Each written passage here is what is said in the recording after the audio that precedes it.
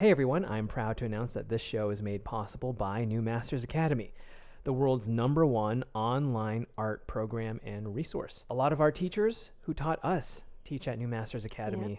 So if you want to boost up your art skills really quickly, take Carl Gnass's figure drawing classes, Glenn Villepeu's construction classes, Bill Perkinson's cinematography classes, take all of those things and you'll be a formidable artist very quickly. So we have a link for you guys, a special link for a 7-day free trial down below. Thank you so much, New Masters.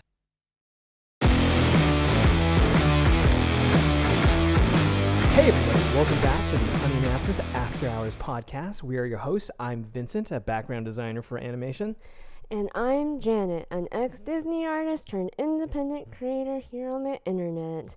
And this podcast is about art, business, and whatever we feel like. Today, we're going to talk about what it's like to work together as an art couple. Yeah, I don't know if we get asked this a lot, but it comes up pretty frequently, especially amongst our friends. Especially at conventions, too. Yeah, like, oh, how do you work together? Does one of you ink? Does one of you do the preliminary drawings? Yeah, it's funny. Because when we first started doing conventions together, people used to think that I was just the assistant. That's right. Or just the inker when I'm clearly drawing right in front of them, like I'm not inking. But that's funny. But even our friends will ask, like, are you guys competitive with each other, or do you guys fight or compare? Yeah, because it's a pretty common misconception. I mean, it's really easy to imagine two people who are really passionate about, let's say, making art, and we work in the same field, you worked in the same field, animation. It's easy to assume that like there's a sort of a weird competition or how do we possibly navigate the whole like, oh, you draw better than me, I draw better than you, and all that stuff. It's sort of a non-issue with us, and honestly it should be with any relationship. It's not like for example, if we were in different fields, we wouldn't be comparing each other in that way. You know what I mean? Like, if you were a doctor and I was what I am, I wouldn't be comparing my intelligence to yours or whatever, or I wouldn't be comparing our skill sets with each other. And just because we're artists, we kind of do the same thing. If you love each other, you don't really do that to each other. Yeah, and the way we see it, it's not really a competition. When we first got together, we really hit the ground running after we graduated. We spent a lot of time at the workshops drawing together a lot, and it's not like it was a race. It was more like I was really pleased to see us grow together. I was really pleased to see us improve. It's that kind of stuff that really excites me, and I never felt the need, because for me, I've never dated anybody who's an artist before you. Yeah, I've dated many people before you. Many people. Vincent's the first person I've dated. dated. Many people before you. Well, meanwhile, Vincent's the first person I've dated. Yeah. But I mean, you've dated other artists, just not specifically like someone in your field. In some, like, I've dated a few people in a creative field, yes, but like not an artist. And you're the first person who I've ever dated who can draw. Okay. Makes it very clear. Yeah. So when we first got together, we were also, college graduates or about to be. So by the time you're graduating, you don't really have too much of that fight of, I want to be better than you and you left. You're just happy to survive and you're just happy to get work, I mean, it's not really my prerogative. Some people do. Like, some people still want, like, while they're graduating, develop this kind of competitiveness that can get a little out of hand, like jealousy. But you wouldn't say that when they start out in the beginning of the school year being super competitive and then they slowly mellow out? Because that's what I see. That's what I see happen to people. I see both. Oh, like, okay. people get more paranoid, more like... Oh, I see. Like, I need to get a job. Like, right. I need to survive now, so you're my competition now. Yeah, desperation makes you... Yeah. I see. And I've also seen, like, people who kind of start out being super competitive mellow out and they realize like, oh, this is life. This is going to be my life for decades until I die. Yes. Really. So that was my attitude. I was approaching that territory of like, okay, us scrappy kids from high school or from wherever, from community college, came up together, and now we're gonna finally get work. And it just felt like, to me, maybe for other people it's different, but all of the competition happened in art school, and I'm just happy to get hired after I graduated. So that was my attitude. And like you said, like I never felt the need to one up you, because I am very secure of where I am now, and the fact that every time I do work, I grow a little bit more. But I also have other interests. I also do other things. I have friends outside of this industry. I have so much fun talking and relating to people who don't do art, or who have no idea what contrast or composition or how to draw a good hand even. No, like I want to live in real life. Yeah. So I've made that a priority. So when it came to being in a relationship with you, that was my attitude. I never really looked at it as a one-upsmanship relationship or a networking relationship or anything like that. Yeah, I mean, when I was much younger, I was very, very, very competitive. But never in a way that I think hurt other people. It was just, I had very high expectations for myself, so I would compare myself to other people, and if I was not better than other people, then I wasn't doing a good job, in my opinion. But it wasn't like, I wouldn't say I would get like super jealous and like take my jealousy out through like weird actions or whatever, but like I was the person that started out competitive and like mellowed out, because I became aware that like this life is really long and like it's not good to be like this, because I mean, especially as you're coming up, especially in college, you are surrounded by the same people for 4 years, if you're in a smaller college at least, and you develop this kind of friendship with them that's more like we're coming up together, we gotta support each other, we gotta work together, we do homework together, we succeed together, like we help each other. So the more I was around that kind of environment, the more I like stopped comparing myself to others in a way. Like I still, I guess, compared myself to others to like gut check myself to make sure like I'm on track. Yeah, I'm not like falling behind the pack. But it's not a dominance thing. It's not like a monkey brain, like, oh, I need to be better than you because I need to make my existence worth it and, one up you or whatever. It's just simply like, okay, for someone to get hired, you need to look this good. Who are my competitors? Oh, here are my classmates. They look this good, this good, this good. Okay, I need to shape up because I need to improve this and that. It's just very matter of fact at the end of the day. Yeah, it's not like I'm not going to get jealous, or I'm not going to like beat myself up if someone else is better than me or whatever.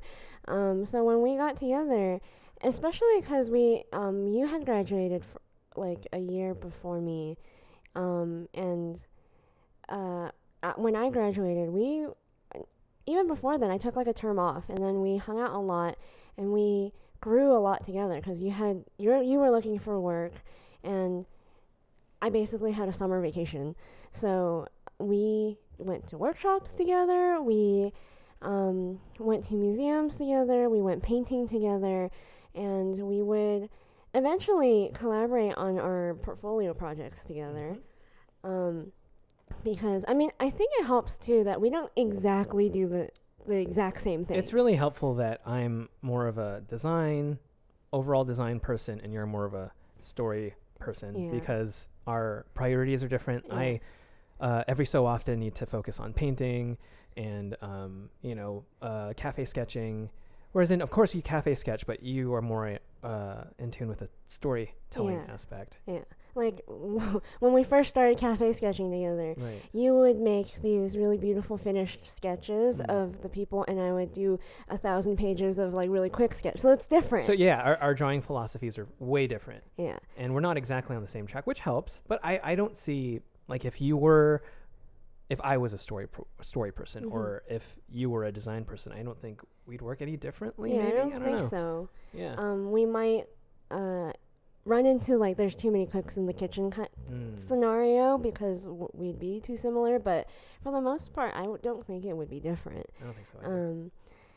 But yeah, we got together, and because we were like training together, like really like getting better together. We were really helping each other. Yeah, we were helping each other, and I'd look at your drawings and be really amazed at your ink work because I know it doesn't seem like that now because I'm doing so much ink work on TikTok and on Instagram. But I was not, I did not know how to do anything on ink because all I did was just do quick sketches for storyboarding. And like we did paint a lot, we did train as illustrators, but it was not my cup of tea to finish a drawing. That's why I became a storyboard artist. So I would look at what you were doing, your finished drawings, and be like, oh my God, your finishing techniques, your brush work is so, and like, too, there's another thing too. Even though we both draw, I don't know if you guys can tell, but in my opinion, our styles are really different. Oh yeah. I think so because you can do something like you're so much better at drawing men and creatures and more boyish things than I am, that I'm like amazed because I can't do that. And it's just constantly like there's like aspects to your abilities that I can't do, and vice versa. And there's aspects to your abilities I can't do. Yeah. It's actually you storyboard people. Like I don't know how you have the patience to even draw that many things, and animators especially. I don't know. I don't understand. But I look at what you do and marvel all the time when you do a storyboard little animatic thing. Used to make a lot of those when we first started dating. Yeah. And those would always blow my mind. Really? Yeah, because I've done that only once, and it was a lot of fun. I really did have a lot of fun, but I did remember it was a lot. And when you're doing stuff like that, it can get really monotonous. Like drawing, as long as the story is really good, you know that should excite you enough. But it is a lot of drawing. Yeah, a lot of drawing.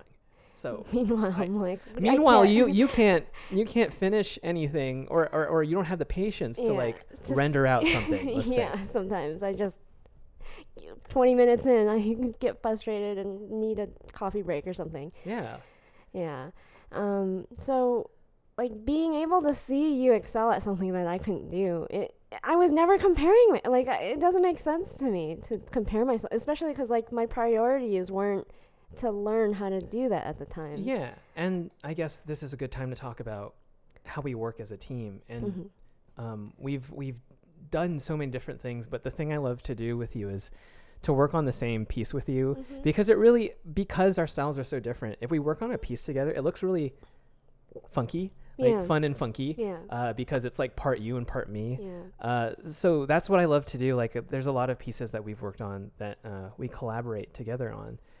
Simply because, let's say, the inking technique that I need for this thing that you're doing is really helpful for you, especially at a convention, to get things done. Yeah, like especially at a convention, because I still think you're better at inking than I am because you just have a bit bigger tool belt than I do. Like I struggle with texturing and line weight sometimes because I'm very about like airiness in my drawings. I feel like, and only art center people are going to understand this, the only reason why I'm halfway decent at inking is because I had Gail. Yeah. And though that's the problem, I always tell you. Yeah. And if any of you have Gail's list, please email us, honeyandabsinthestudios.com. Yeah. But you never took Gail's class, which is like a very good inking class. So that, like, I always tell you, like, oh man, it's such a bummer that you never got to take that because it is the fundamentals of finishing a drawing. Yeah. Well. I mean, if there are any art center students listening to this, I had to choose between John Wen and Gail. And 'Cause I she made a couldn't- huge yeah, mistake. I She made made a like huge the worst mistake. mistake. Well- Like I don't understand. I don't understand why you would choose John over Gail, but you know, it's your track. Like for everyone who's not art center students, there are like these notoriously hard classes at art center, and like you can only choose one in one term, because if you take both, you're gonna die. Like I'm not even joking. Ambulances come to our school. Yeah. But yeah, I still think you're much better at inking than me, much faster too. I don't know anymore now because I've been training so hard. I think you're so much better at me at inking now. Yeah, and Really? I used to have 3 years of inking under my belt. Yeah, I believe it. Well, what we used to do though is when we'd be overloaded with commissions at a convention, because I am much faster at roughing, at drawing, and and sometimes more dynamic. You're a too. lot better at roughing than me because she spends so much time drawing. Just people. yeah. She draws in Croquis Cafe almost every morning, especially when she was at Disney every morning, to the point where a friend helped me get into Disney TV to give Janet a lovely Valentine's Day or anniversary gift. I forgot what it was. And he led me to your office, and it was just littered with just like nude ladies on the floor. Just stacks of paper. And stacks of nude ladies. I had like 3 in our little cubicles. You can like design like the furniture in the cubicle. I had like 3 desks. They were all just like stacks of paper because I didn't know what to do with them. Do I throw them away or what? Eventually, I would throw it away, which I don't know if anyone dug through the trash to get them. I don't know why they would, because I pump out, like I would take the 11 by 17 reams of paper by the copier. I would take the entire ream to my cubicle and just go through them every day. But yeah, so the reason why you're so good at roughing is like the construction phase is no problem for you, whereas for me, I got you get rusty, and then you lose it, and then you have to go to the workshop to get it back. It's very hard to stay warm, especially if you're drawing traditionally. I think you can get away with a lot digitally. You get used to the shortcuts and you get used to like the shorthands, but there really is no shortcuts when you do things traditionally. So when we go to conventions, because I've been keep staying warm with Croquis Cafe and figure drawing every single day, I'd just be much faster than you at roughing things. So I'd even like men or creatures at that point, I would just do a basic mannequin and you'd design on top since you're the designer. Yeah. Then that's what I just need. I just need a mannequin, and then I could just get to go to town. Yeah. Whereas it's the opposite for you, where you can go up to the point where finishing happens, and it's kind of a slog for you. But you've really learned to enjoy it. I'd say lately. Yeah. This is like such a like side note, but like everything that I do, people need to understand that I don't do it for anyone else other than myself. So like even these fan art things that I do, I feel like people are assuming that I'm like a fan artist, which I don't even know why that is like a category of artists. But like I'm doing this for practice.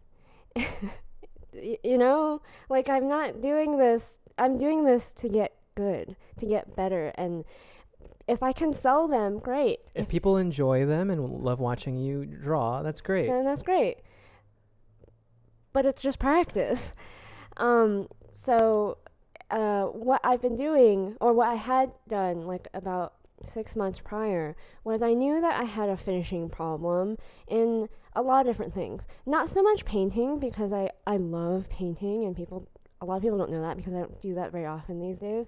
But with pencil and with ink and with anything other than oil painting or even acrylic, I struggle so hard with finishing something. So I had done a lot of finished pencil renderings about like sometime last year, and it was like I go through phases. If you go through our Instagram, I go through like my style changes so vastly, and because you're exploring, yeah, I'm you're exploring. experimenting always. Like I never stop growing or wanting to grow, because the minute I stagnate, I hate myself.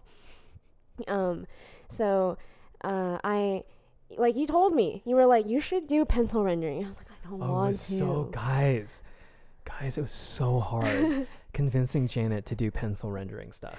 I was like, no. And I kept trying to convince her, like, every single which way, that you will learn so much about texture and about wrapping your lines through form. Like, there's so much to learn. But you kept going, oh, it's so tedious. Yeah. And honestly, it was like pulling teeth for you in the beginning. Yeah, and it was also during a time when, like, pencil renderings weren't popular on Instagram. Like, people wanted to see colorful stuff, and I was like, I either need to keep doing this fan art thing, but I don't really want to, and I really want to grow. So you told me, do pencil renderings, and I was like, God, you're right. It's something that we've drawn together for 5 years at that point, and you've never tried it. Yeah, you've tried so many things. It just reminds me of like being in middle school or high school, when my parents would take me to this Chinese art teacher who forced me to do like pencil renderings and of still lifes of like pyramids and cylinders and spheres and stuff, and then he, like, after a week he would graduate me to something else, or like fruit, for like a month, and then finally he'd graduate me to like a bust, like not a human, a bust, like a statue of a human, and then after like a month again so it just was like, no, please don't do that to me, not again. And then we did a lot of that in Art Center too, kind of. Not exactly, but kind of. But I guess with charcoal instead of graphite. Yeah. And I was just like, I really don't want to do that again. But I needed to know, like, how much I've improved since then, and in terms of my finishing techniques and that stuff like that.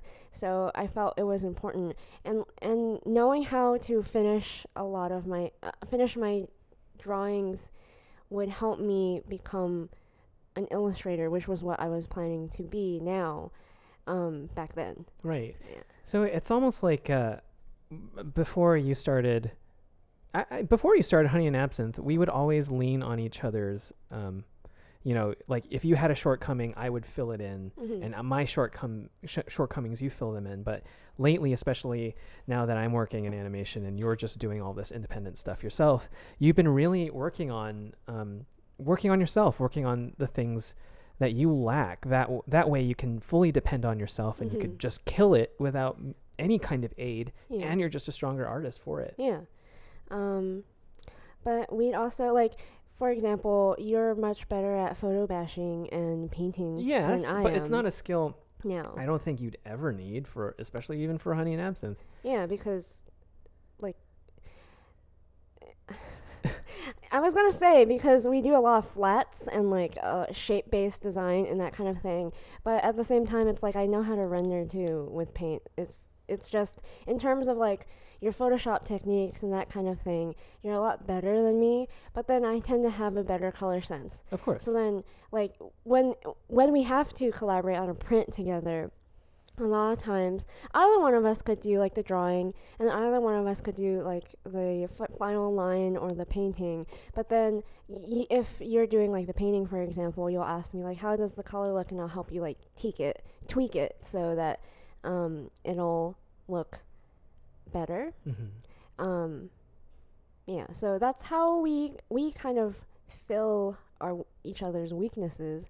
And it doesn't make sense for us to do things separately. I feel like we used to at the very beginning of our relationship, but then, like, we'd always critique each other too. You'd show me your work and I'd be like, oh, you can change this and do that. And at that point, we thought we might as well work on stuff together. Yeah.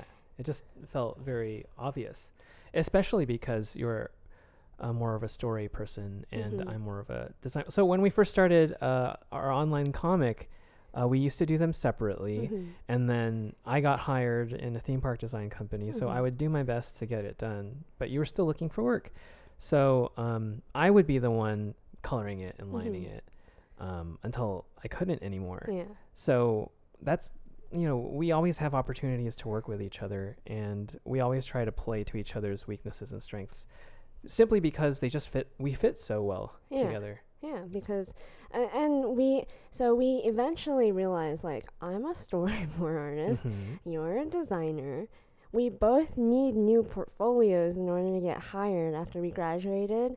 So we're like, let's make a story together, and you'll design it and I will storyboard it, which was an interesting experience, because we worked pretty well together, but there were arguments occasionally. Of course. But for the most part, it was like you had free reign to design, and I gave you complete freedom to do that, and then I just thumbnail and come up with the story and talk to you about it, and then we would give each other feedback, oh, when I end up storyboarding this, it'd be better if the characters had these elements to it, or in this in particular environment, if I want the characters doing this specific thing, so can you design something like that? Or you would look at my story and be like, oh, you can change the shot so it looks more dynamic, or uses more of the environment this, or whatever. Or you need to see this movie because you'll be inspired to do this or that, which was really helpful. Yeah. And then even with that project, there was this one moment or time where I designed an interior, and you had a sequence based on that interior, and then we even got to the point in your animatic where we recorded voiceover, and that was a really fun experience. So we really love working with each other, and of course, there's a lot of friction that can happen, but I mean, as long as we listen to each other, we usually don't fight, but lots of fights happen. If we don't listen to each other. But you also tend to be more of an ideas person. Oh yeah. More so than me, actually. I mean, I come up with ideas occasionally, but how many of what we do is my idea? What's the percentage? Because I don't even know. I think it's a lot. 50%. Yeah, 50. Yeah. Because you come up with a lot of ideas, and it kind of stresses me out sometimes because they're great ideas, and it's I'm overflowing with ideas. Yeah. It's I'm at the gym. I'm telling you ideas. I'm brushing my teeth. I'm telling you an idea. I'm about to go to bed. I'm telling you an idea. And literally. That's our lives. That's our lives together. You can't fall asleep because you're what if this too happened? many ideas. Yeah. But I tend to be the one who is better at categorizing and prioritizing the ideas. So which is great. Yeah. I think that's a great little back and forth checks and balance thing that we have. Yeah. So you come up with, sometimes I plus it too. Yeah. That's the best part, when the idea is so strong that all you have to do is plus it, and that's how usually those are our best ideas. Because sometimes it doesn't, it's really your ideas are so vast that sometimes it seems it has nothing to do with what we're doing currently, or anything really. It's just a random idea you want to do, and I try my best to figure out a way to mold it in a way that makes it fit, because for you it's always oh, this is an idea, but I don't know how we're gonna do it, or why, if we even should do it, because it's so random. And I'm well, it is random unless we do this to it, and then it becomes this really, really strong idea for us. And I was gonna say it's good until I start shooting down your ideas, because there's just too many. Yeah. But that leads us to when we argue, and which we don't really argue about our relationship. Yeah, I don't think if I were to say percentages, oh my gosh, I'd say 95% of our arguments are about something work related or ideas based or something like that. And that's all we fight about. And it's not very often at all, actually. But when we get really passionate about it. Yeah, because we're such ideas people. We can have like hour-long, 5-hour, like we've stayed up till like 2 a.m. I think we ideas. probably stayed up for nights on end before you quit Disney, dreaming up of this very moment that we're having right now. We literally sit there or lay there, think and dream up about ideas, and then execute the best ones. And that's why we're here, I guess. That's why we're here. And it's like something we love talking to each other about so much that like when it also means we can have really heated arguments about ideas if we're not on the same page or if we misunderstood each other, because I have a tendency of you have a tendency of saying something that sounds like a certain way, but then you didn't mean. But then I find it really hard to believe because you said it so with such conviction. You know what I mean? Like, it's hard to explain until you experience it, I think. I'm sure a lot of your friends have experienced it. Yeah. But it's like I say things in a way that in my mind doesn't sound negative. It's just like me stating like, oh, this idea seems like it's in this category. Like I'm categorizing it in my mind and I'm saying it out loud. But by doing that, it sounds like I'm shooting down your ideas because of the way I worded it. And this happens all the time when I'm just like talking, random stuff coming out of my mouth. Or you're talking to a friend and then you say something and then they took it as an offensive thing. Yeah. Which is all frequent in the workplace. And I don't know why, because I didn't mean it to be offensive. It was just I'm categorizing things, I'm saying things in a way that I guess seems negative. And like when that happens, that's when we argue. That's when I think I have a tendency of making people feel like they're not doing enough or not good enough or not smart enough or whatever because of the way I word things. But like it's actually the complete opposite. Like if I am your friend, if I am talking to you, it means I view you in really high esteem. And if I'm considering your idea, it means I'm really, really considering your idea. I'm never shooting down any ideas because I think all ideas are worth thinking about. And another reason why we fight a lot is because we're tired. Yeah. There's nothing that just makes you more filled with anxiety, like a steaming kettle, than being tired, working. Let's say those horrible weeks where we have a week's worth of work. You're at Disney, I'm at wherever I'm at the time, and then the weekend happens, we're at a convention, or even worse, a convention out of town. Like we have to drive to Vegas for Level Up Expo or something, and then so that's like 5 days of work, 2 days of work, then another 5 days of work. Those weeks are horrible. Yeah, like 10 straight days. 10 straight days of work. More than 8-hour days. And we've done that more than I'm proud to admit. It's not. We've done that a little too many times. But yeah, so like occasionally we will if like for example we woke up super early to go to convention like 5 a.m. or whatever. At the beginning of the day, we're like full of energy. We're getting along great. We sometimes we don't even have to speak to each other. We can kind of like same wavelength. Yeah. But by like the nearing the end of the day, maybe like 3 p.m. to like 6 p.m., if we have to do something that requires a lot of brain power or effort, that's when we start getting a little testy with each other. And when I get hungry. And when you get hungry. Ooh, it's not good. It's It's not. not good. And It's not good. When Vincent gets hungry, so this is how you know you're like in a long-term relationship. It's like I know that like we are going to have an argument if I don't do something about this right now. You get hungry, but you won't eat. And then you get hangry.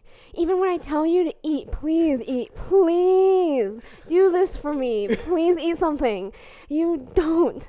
And then the reason is because it's when you get the most ideas for some reason. I don't know what it is. It's like when my mind is strange or something. Yeah, and like you know that feeling when you get a lot of ideas, you're like you need to like write it down or like talk about it, and you need to like you're restless and you wanna do the ideas because you're like so. And it feels like you won't be able to rest until you do something important to make that idea happen. Yeah. So because you feel like that, you get even more anxious and like you get into this like crazed hangry idea mode. And I'm like, please eat. Please. You're like being really impatient with me and everything, but you won't. And then like I think recently I've become so good at knowing when you're about like you're at that point where, and it's like one of those things where I don't even know. It just happens all at Yeah. once. It happens to you, but the way you get hungry is so much different. It's a lot different. You're more sluggish. Yeah, you turn off. I faint. You faint. Yeah. Because I am hyper or hypoglycemic. Janet's hypoglycemic. And it's pretty bad. I will literally faint if I don't eat every 2 or 3 hours. That's actually your hyperglycemia Mm-hmm. is a huge friction in our relationship. It's tough.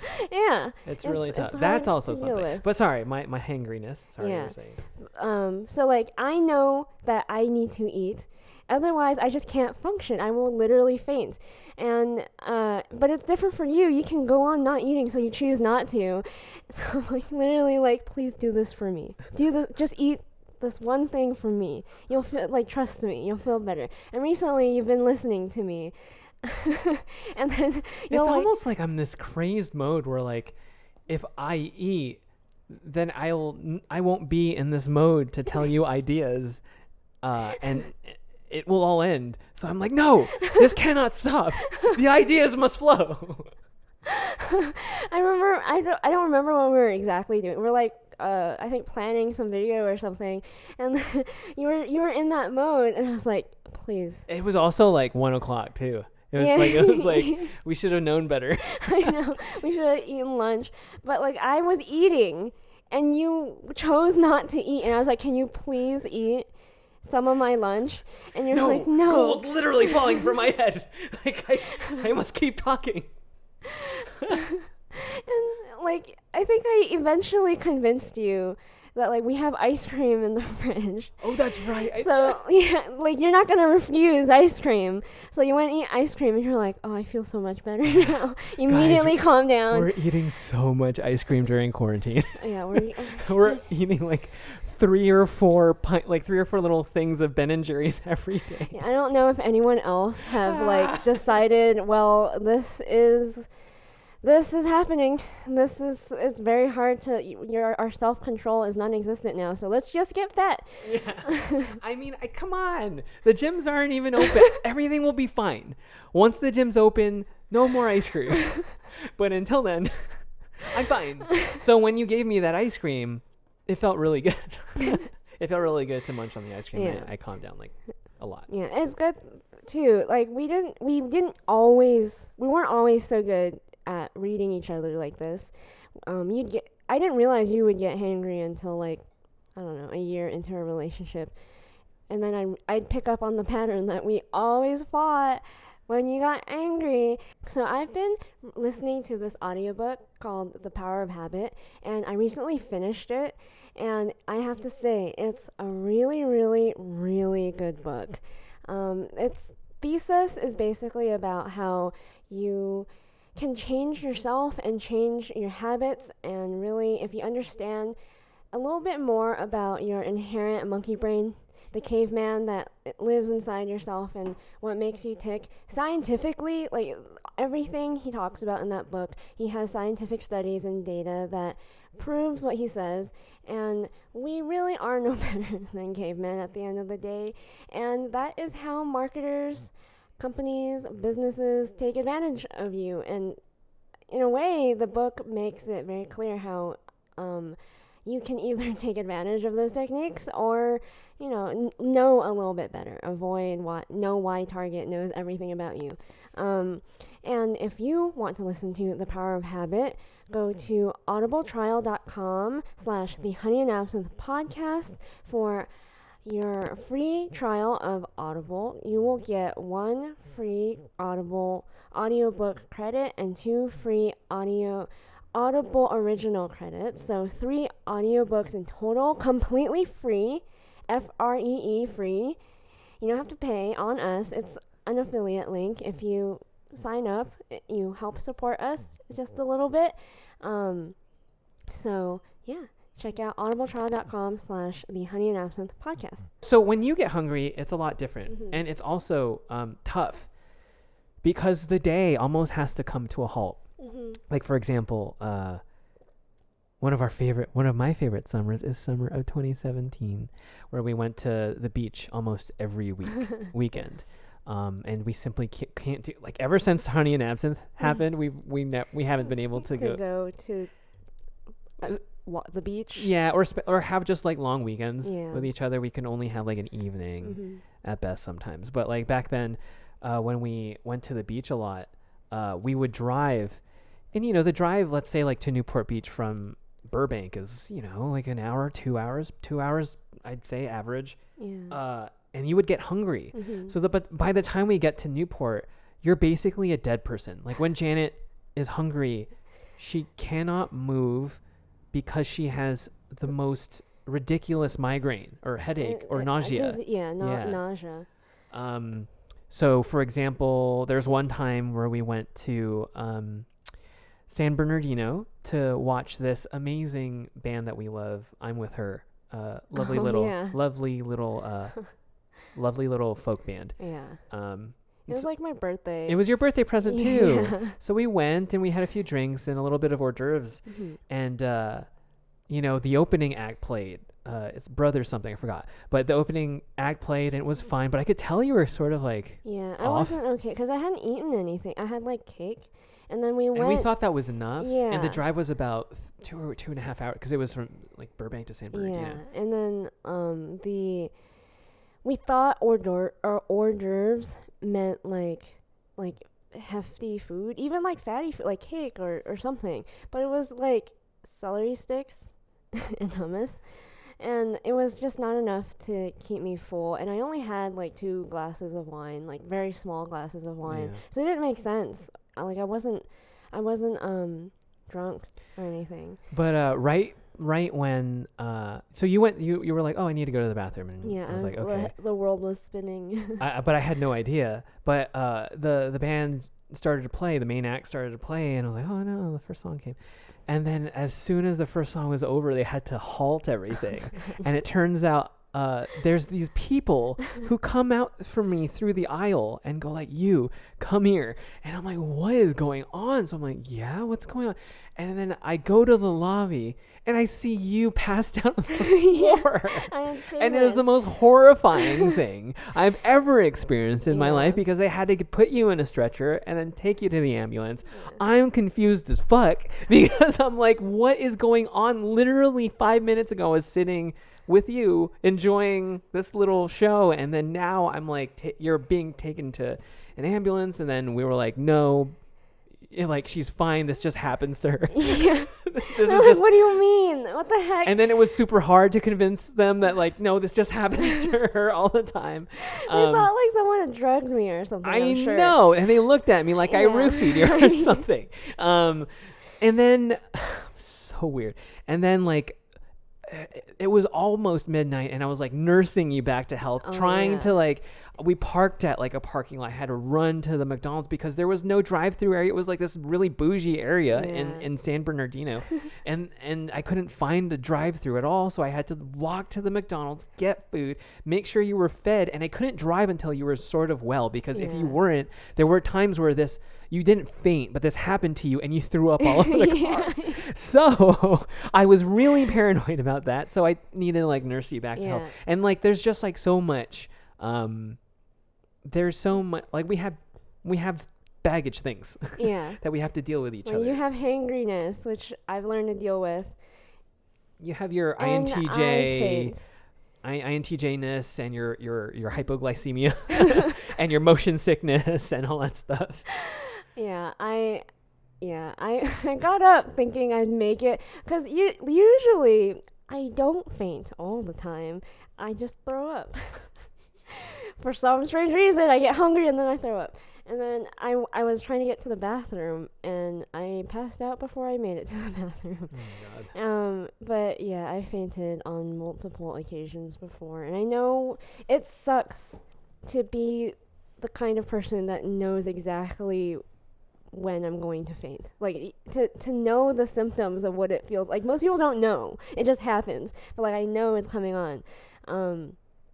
And by then, it's, like, too late to do anything about it. Because, like, when I get hungry, like, that level of hungry, I can't really eat very fast. Like, one thing that is a really problematic thing that happens in conjunction to this is that I don't really feel hunger. Oh, this is the really weird thing. Yeah. That I have to remind you to drink and sometimes to eat. Yeah. Because you don't know, especially when we're working, you can go on without eating. Yeah, for a really long time. And when we used to, when I would work and then you would work separately here, there would be times where you forget to eat. Yeah. So, like, that combined with the fact that I have low blood sugar is really dangerous, because then I will just faint. Which is bad, which is why I, like, time myself. This is lunchtime, this is, like, my snack, this is my dinner time, or whatever. You have an app to remind you to drink water. Yeah. And, like, I'm sure my friends at work will notice this too, if they think about it. That, like, sometimes I'll just disappear and get lunch without them, or stuff like that, because, like... Back at DreamWorks, you mean? Yeah, back at Yeah. DreamWorks. Because, like, I'm literally about to faint. Like, I can't talk to anyone because I'm about to throw up too. So I'm, like, trying to book it to, like, the microwave or something to, like, heat up my lunch or to get something. And it's just 'cause I'm trying not to, like, be ill. Yeah, I remember you at DreamWorks. You would hoard little snackies in your little shelf or whatever. My cabinet. They used to have these free snacks, and there's a limited amount, and they're, like, really nice gourmet They're Whole really Foods. good. You would give me some and be like, these are scrumptious. These taste so good. Yeah, and I would, like, take one every day, but I'd only eat it because they're for emergencies, for when I feel that way. Right. I'd only eat it when I feel that way. So eventually I had, like, a whole cabinet full of, like, cookies and brownies and chips and whatever. And, like, when I was leaving DreamWorks, I told my, like, coworker, hey, do you want all my snacks? It's just in my entire cabinet. That's right. It was their lucky day. Yeah. Oh, man. What were we talking about? How do you deal with, especially lately, being sort of like the boss of Honey and Absinthe, and also being my girl? My girl. Your lady. Yes, my lady. Well, I think this is the case with a lot of family businesses too. Sure. But I have to juggle being, like, the director versus being the girlfriend. And I have to know when to shift modes. And it's something that I guess we kind of learned how to do before Honey, because we've been doing conventions before we made it official to be, like, under this name Honey and Absinthe and stuff. When we tend to get into arguments too is when I'm too boss-like or too controlling. You're too in work mode. Yeah. And we haven't had, like, an evening together, or we do these things because, it's really relaxing, especially lately because we're working so goddamn hard. We work from, let's say, 9 to 7, and then we spend the evenings. I play Doom and you play Animal Crossing, and it's nice that we're together, but it doesn't feel like we're together. Yeah. We're both sort of, like, separate. we want to be separate. You're in your own world, I'm in mine. Yeah. And then that's when it really feels like, oh, we're not really, like, doing stuff together. Yeah. Especially during quarantine. Before, we used to love going to movies. We used to love having dinner, especially going out to eat. Like that, I think that's one of our favorite dating activities ever. We love to eat. Yeah. We used, like I said, we used to love going to the beach. We used to love to hike. We used to love to do so many things, but lately, we're just, like, stuck at home. Yeah. And we try to make the most of it. But you know, it's important to spend time with somebody and talk to somebody. Yeah. I mean, it's fine and all to like, you know, have your moments where like you're doing one thing and your partner's doing another, but it's good to try to take a moment every day if you can. But it's also like it's different to the way we talk to each other compared to like if I were just talking to an employee. Because we are together, I have to be kinder sometimes when I'm when we're talking about ideas, or if I'm like saying like, oh, this isn't good enough, I need you to change it like this or whatever. I can't just say that sometimes. It really sometimes depends on your mood and how long we've gone without sleep or food or or even like relaxing together. That's like right. like being a boyfriend and girlfriend together versus like working together.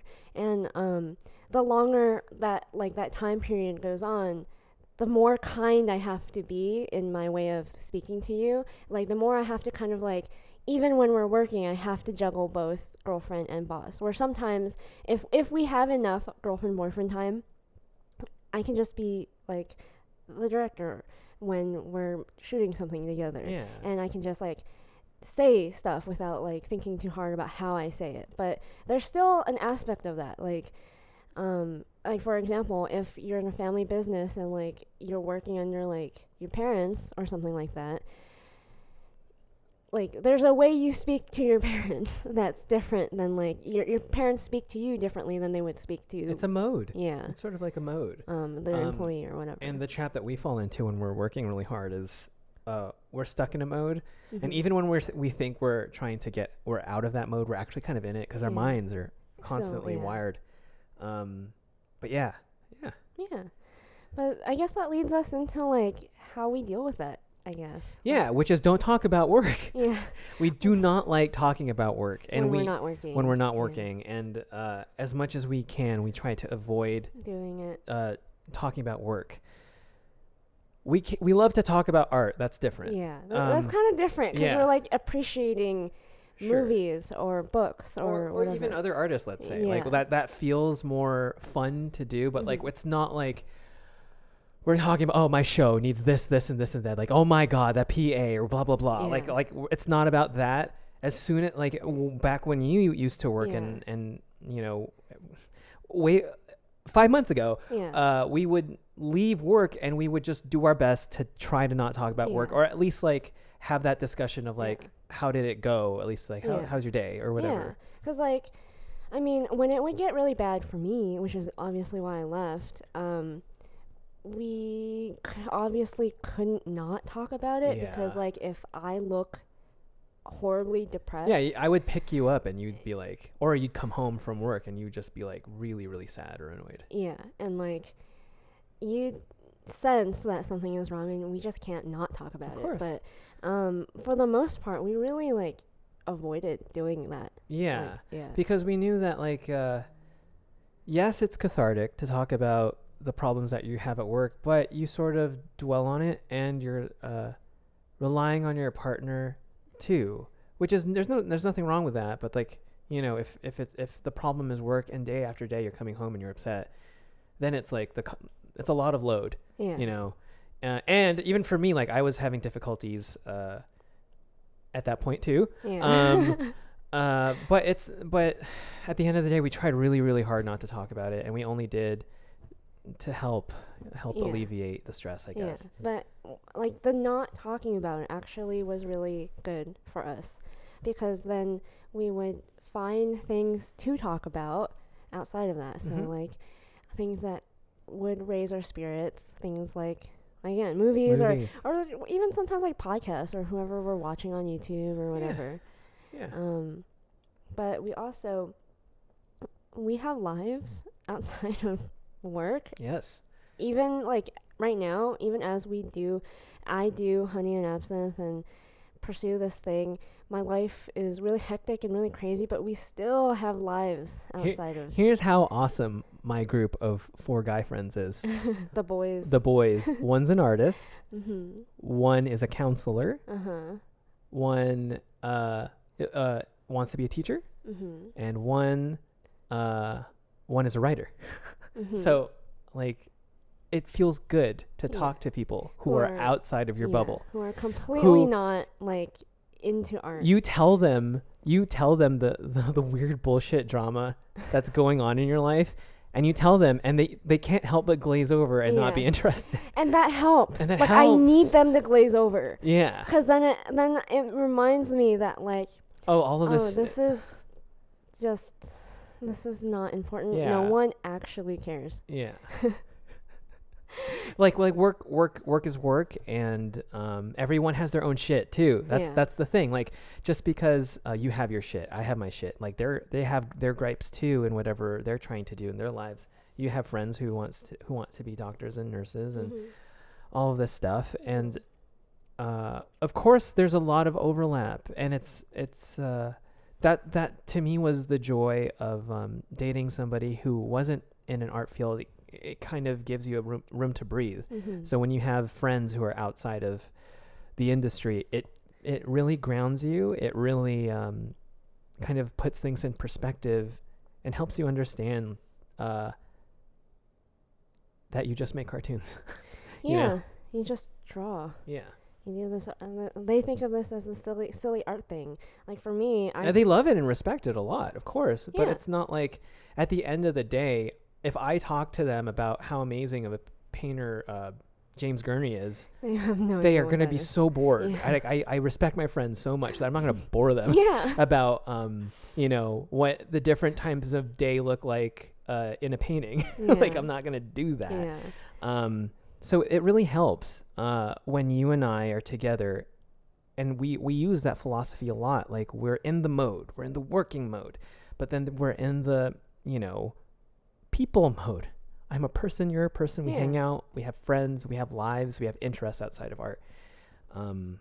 Yeah, it's super important to keep you grounded. Otherwise, like we've seen people who only have other coworkers or other artists as friends, either because they moved here from another state or that's just the company that they chose to keep. And I feel like it can really drive you insane if all you guys talk about is like work and art and I can't stand, like, I don't know who in animation could ever stand talking about animation for as like I can't, like, if you were to constantly talking about animation, I'd fucking like dump you so fast. I'd be like, yo, can we like watch a movie that's not animated? Like, can we go and hike without you telling me how everything looks like an Ivan Earl painting? Like, please? Like, can we have a conversation that's not related to Disney or DreamWorks or whatever? Or what?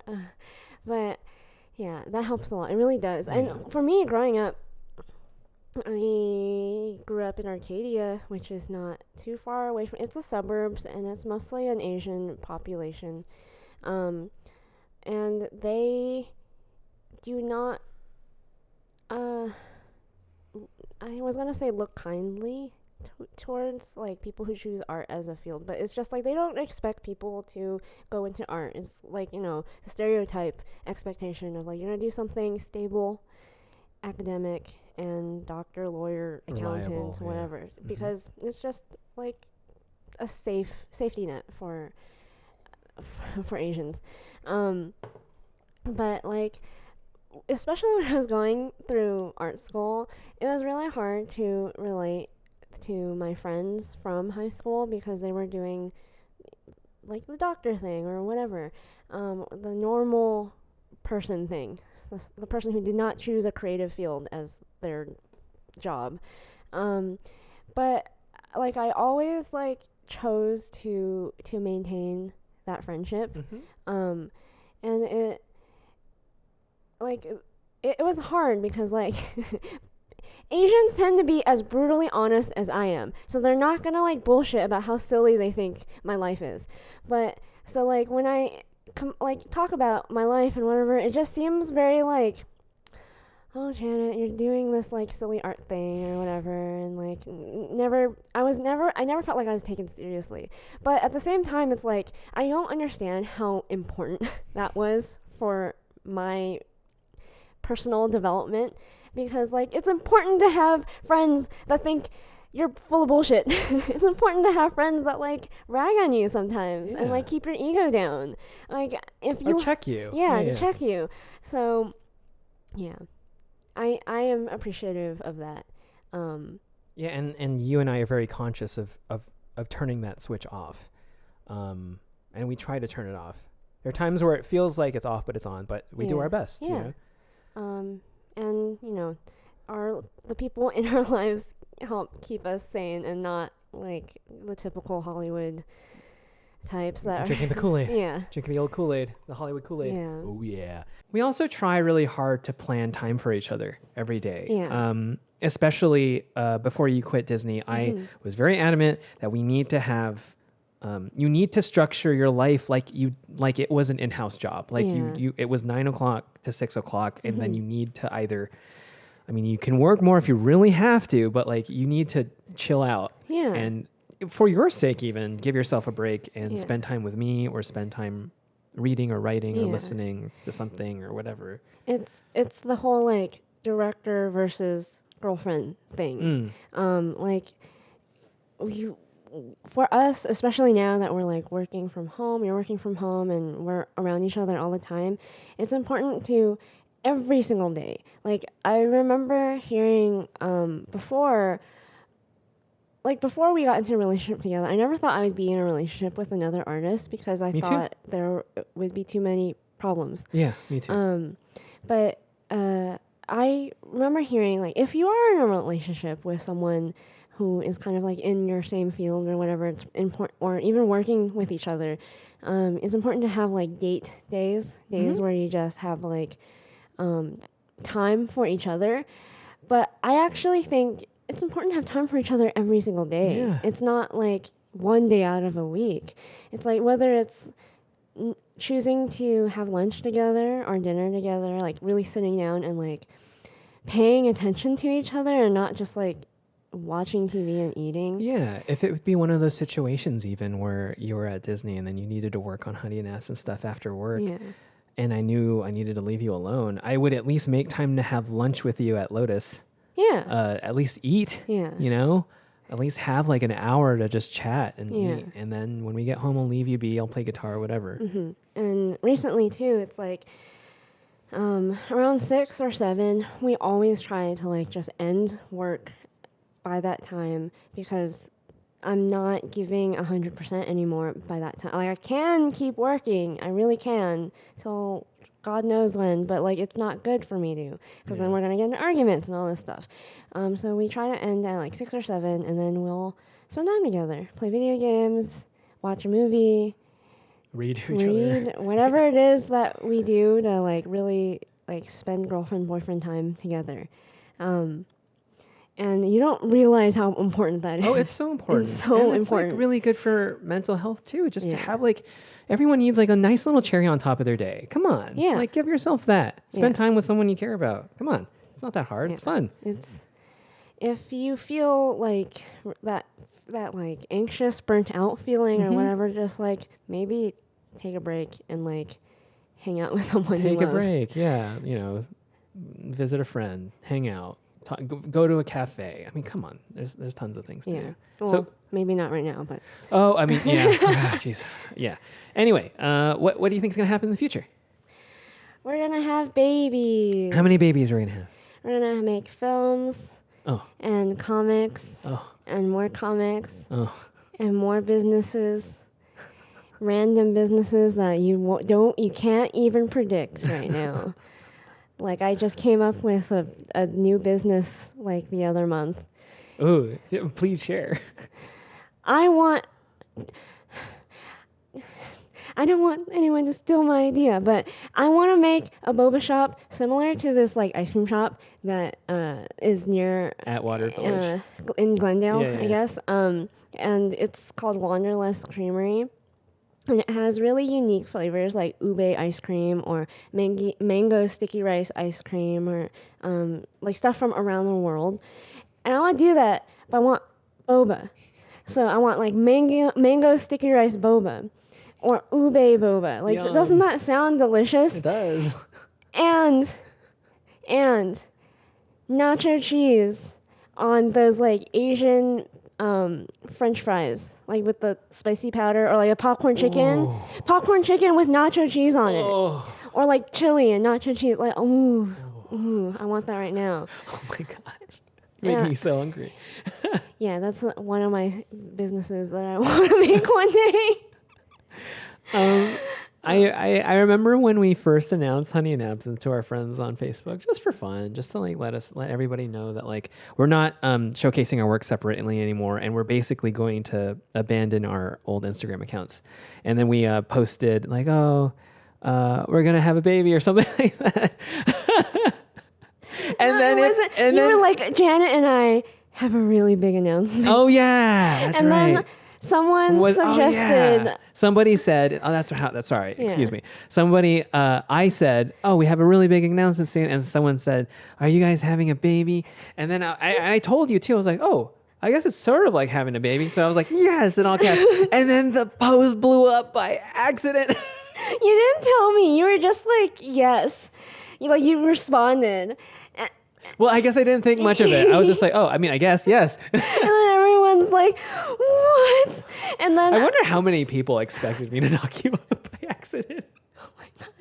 And then it seems like everybody was like waiting for or not surprised or something. And then I think you like laughed really hard when the post exploded, and then you like showed me, and I was like, look horrified. Look what I did. And I was like, no. You must correct this. I need to correct this. Our friends are going to have such a big misunderstanding. And they're going to be so underwhelmed. Actually, we just made this little business. But okay. But the reason why I bring that story is because like it does feel like everything we do is our baby. Our baby. Like all these creative endeavors are our babies. We really do feel like that. Like we're constantly nurturing this Honey and Absinthe thing. We're constantly like having fights over it, having sleepless nights over it. I mean, like I can't imagine. I'm not saying that what we do is worse than having a baby. I wish you the best of luck. I can't even fathom what it's like for you. And I'm not trying to say running a business is as hard as taking care of a little human larva. Deeper hole right now. Babies, man, whatever. Fuck, what was I saying? But it feels like we're. It feels like it, kind of. I can relate in a way, in a sense, I guess. Parents are like, this fucker doesn't know what doesn't know what the fuck he's talking about. Meanwhile, other entrepreneurs are like, yes, I understand. Yes, I understand. Like, you know, like you're fucking like taking care of this thing. Yeah, and like and it's, especially in the beginning, it's so fragile. Yeah, it's so like, you feed it every day. You feed it because every if you day. don't, it's going to die. Yeah, like it is sort of like a baby. So I hope the entrepreneurs understand. I mean, I understand if the parents are like rolling their eyes, like they're seeing the back of their skulls right now. But like, I mean, like it's how it feels like for us. And like, I hope that one day when we get really good at doing apparel and especially really cool, fun videos, that we can eventually graduate to more narrative stuff like short films, movies, comic books. We're actually not interested at all in making an animated thing at all. Yeah. Like that's not in our interest. Janet and I love movies to death, and we'd rather make a movie together. We've been learning. We've got, by now, actually no, not yet. We've got this new camera. Thank you, everyone who supported us, because we're investing. Literally, you will see every cent of our investment. Every single cent you spend on Honey and Absinthe, you will see how we spend it visibly, whether it's like audio or visual to make or a project thing. Yeah, to make better and more content for you. Like literally, we're not right now, since the business is such a at such an early stage. I'm still living on, like, I don't have to be living on my savings, but like I still am, in order to invest in better equipment, better content, better everything. So we invested in like this new camera, and we've learned so much already. And it's not an exaggeration to say that when we started fooling around with this new camera and really understanding lenses, that like as soon as we started watching movies, it changed the way we watch movies. Yeah. It changed the way we watch movies completely. It made me think, because being a storyboard artist, it's the track to become a director one day. Mm-hmm. And I was aware of focal length and lenses and all this stuff that is relevant, like extremely important in live action film. But it's impossible for an artist or an animator even to really understand that stuff without doing it with a camera. And so I was aware of it, but I didn't know how to speak that language very well at all. I only knew things in like extreme establishing shots, close-ups, medium wides, that kind of thing. But I've had directors before able to call out, like, this is a 24 millimeter lens, do it like that. And I'd be so confused. Yeah. And to the point where now that we're fooling around with lenses, we watched HBO's The Outsider recently, which was a fun little underlit show. Funny. That's the style these days. I know, it's popular. But we were at the point where we were learning about lenses.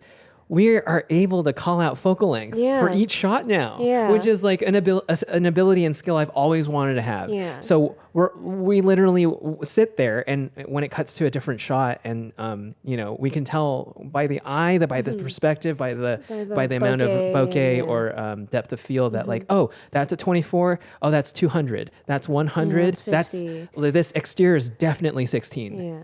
And it's been so fun. Yeah. It's been such a really, because I know this is a ridiculous tangent, but I hope it's really interesting for you. But like, because the lens does so much for storytelling, does so much of the lifting for storytelling. I think like when you come from like live action to anything else, any kind of, I think you think of lenses in a more like,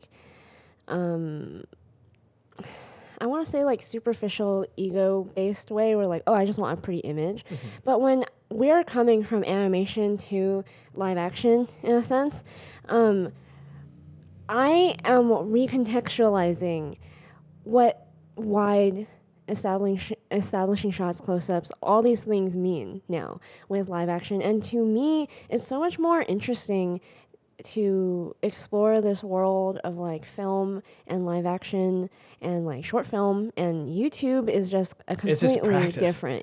It's practice. And like making little films, making little art videos on YouTube, we're treating it like making little short films, and experimenting stylistically all the time. And same with like comics. Like I'm basically training so I could eventually be at a point where I'm confident in my ability to do a comic. Yeah, all these little steps. You and I are so, we think so far ahead. These little inconsequential steps that our audience must experience are like, these are little tiny building blocks that will eventually snowball into something big and crazy one day. Yeah, and it's not like I'm saying I'm going to do a comic tomorrow. No. It's like, it will happen one day down the line, maybe years from now, who knows? But it's like we're planning for that. Mm-hmm. For something, and the reason being why we're not all that interested in doing animation, like our own animation studio or animation whatever, which honestly I have thought about, because ever since the Why I Quit My Job at Disney video, I've been reached out to by so many different types of people. It's like I could form my own little animation studio at this point if I wanted to,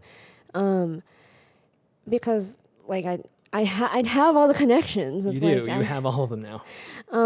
So many you could make a little garage animation studio. Yeah, like a bare bones one.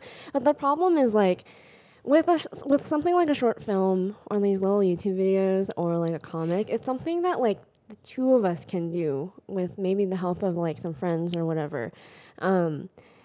With something as large scale as like an animation project, unless you want it to take forever to make, like by yourself, you would have to hire a team and then like in a way get investors involved as well. And it's just like the more hands are involved in it, the more diluted the overall image is. And we want to like just get good at like making movies, making like comics, making like telling stories before we even consider doing like an animated project or even something. And honestly, it's just not really in our passion right now. We're looking forward to retirement so badly because we know we're going to be such learned, wise, elderly people that if we directed a movie or if we made a comic and that's all we did, just like sat there wherever we decide to just retire and just made stuff, I would be so happy. Yeah. Just making books. Yeah, like honestly, if one day we like Honey and Absinthe and the people who support Honey and Absinthe can help us make like an animated whatever, that'd be awesome. But until then, we are practicing. we're practicing until that point.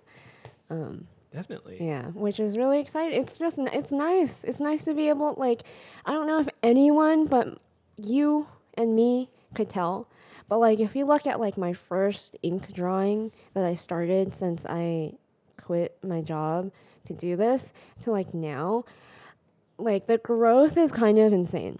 And like I'm treating this like an intense training period, not only for like my filmmaking abilities, but also my drawing abilities and everything. And it's just like a really fun time for me for like not only just personal growth, but also like in a way personal growth of like learning how a business runs and how to improve it every single day. And like, trust me, it's only been like 3 months. Yeah. 3 months. You've grown and learned so much in the past 3 months. I'm only just beginning. Like, I am an INTJ. Do you think I don't have plans 10 years in advance? Like, I've planned everything out in so much detail that it's like, I'm just in my like beginning stages of my training period right now. I'm so excited for year 3. Year 3, once we get to year 3, it's going to be awesome. But man, 1 and 2 is going to be a lot of heavy lifting. Yeah. Yeah. But yeah, I hope you come along for the ride. It's a lot of fun, and we're happy you're here watching us. Lovers or haters, both sides of the same coin. Yeah. Whatever. We're happy you're here. We hope you enjoy our stuff. So that's all for today. Like and subscribe. Leave a comment down below. Let us know what you think. Yeah. I'm wearing the Run shirt right now, so. If you want to support us, every cent goes straight back into the business so we can make cooler stuff. Go to honeyandabsinthe.com.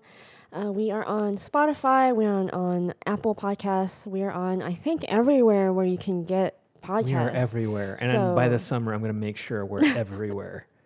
So listen and like, and we'll see you next time. Bye-bye. Bye-bye.